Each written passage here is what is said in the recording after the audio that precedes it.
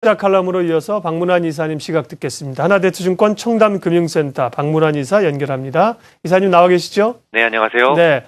자, 이번 주에 지금도 얘기했습니다만 전인대가 폐막이고요. 우리는 이제 금융통화위원회 또 동시만길이 있는데 다음 주에 미국의 FOMC가 있지 않습니까? 관련해서 이번 주보다도 다음 주 생각이 지금 머릿속에 계속 있단 말이죠. 추가적으로 또 테이퍼링을 실시할 것인가?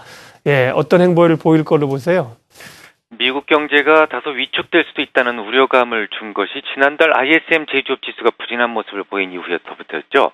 하지만 ISM 제조업 지수는 지난주에 빠르게 회복되는 모습을 보여줬었고 또 이어 발표됐던 17만 5천 명 신규 고용이 이 혹한 기여성을 감안한다면 상당히 견조한 탄력성을 보여줬습니다.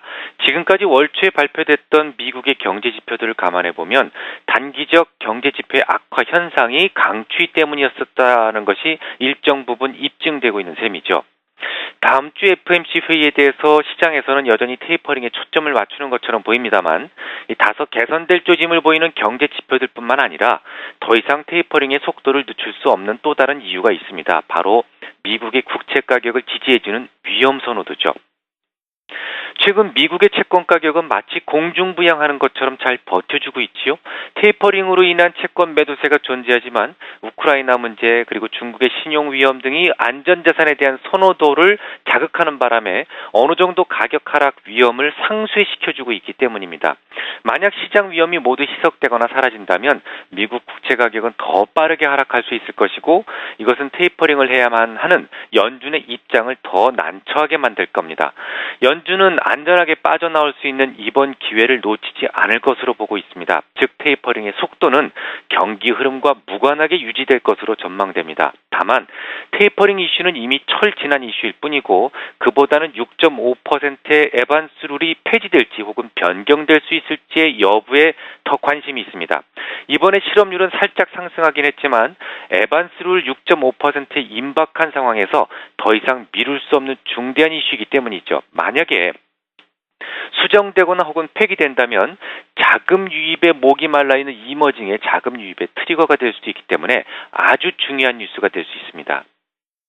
네, 테이퍼링에 관한 이야기들 추가적으로 100억 달러 정도 규모 돈을 더 줄일 수 있다. 이런 얘기에 주목을 하고 있는데 또 박문환 이사님은 또 새로운 시각이시죠. 늘 실업률 6.5%의 가이드라인, 소위 이제 에반스 룰이 폐지되거나 조정되면 이머징 시장으로 돈이 들어올 수 있다. 예. 그건 어떤 근거인가요? 일단 돈이라고 하는 친구는 항상 강해지는 쪽을 선호합니다. 즉 통화 가치가 높아지는 쪽으로 돈들은 이동을 하게 되어 있죠. 지금까지 신흥국에 돈이 들어오지 않았던 이유 중에 하나가 물론 중국과 우크라이나 등 더 그러니까 다 뻔히 보이는 리스크에 대한 불안감도 물론 있습니다. 하지만 그와 더불어서 미국이 금리 인상을 하게 될 경우에 이머징 통화가 약세를 보일 가능성이 높다라는 우려감도 이머징행 자금의 흐름을 제한하는 중대한 요인이었습니다. 생각해 보십시오. 에반스 룰의 핵심은 6.5% 실업률이었습니다. 지금 거의 다 왔다는 생각에 시장 자금들은 미국의 금리 인상을 염두에 둘 수밖에 없었을 겁니다. 금리 인상이 되면 달러가 강세를 보이고 이머징 통화가 약세를 보일 것이다라고 생각할 텐데 그 상황에서 누가 이머징을 매수하겠습니까?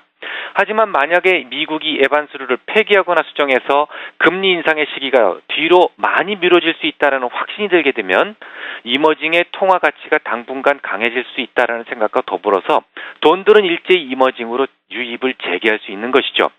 오늘 새벽에 찰스 에반스 시카고 연방은행 총재가 한 연설에서 가이던스의 다음 단계는 한 가지 지표가 아닌 여러 가지 요인들에 초점을 맞추게 될 것 같다라면서 기준금리 인상을 위한 선제 안내, 즉 포워드 가이던스의 기준인 실업률 6.5% 그 자체를 없애는 방향에 대해서 논의하고 있다라고 말을 했는데요. 물론 그가 이번 FOMC 회의에서 투표권은 없습니다. 하지만 에반스 룰을 만든 그 장본인이라는 점에서 실현 가능성이 높다고 생각을 하고 있습니다.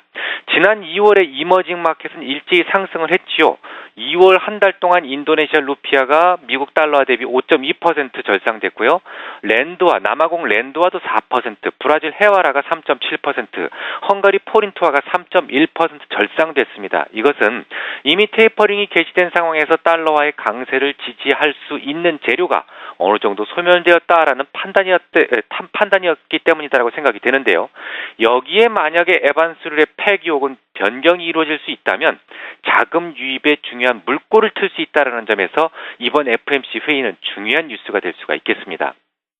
네, 우리가 주목하는 것 말고 또 FOMC에서 주목해야 될 내용들을 말씀을 해주셨습니다. 하나대투증권 청담금융센터 박문환 이사님 함께했습니다. 오늘도 말씀 잘 들었습니다. 네, 이어서 일정 체크하겠습니다. 예, 코스피 4포인트까지 올라왔습니다. 1950.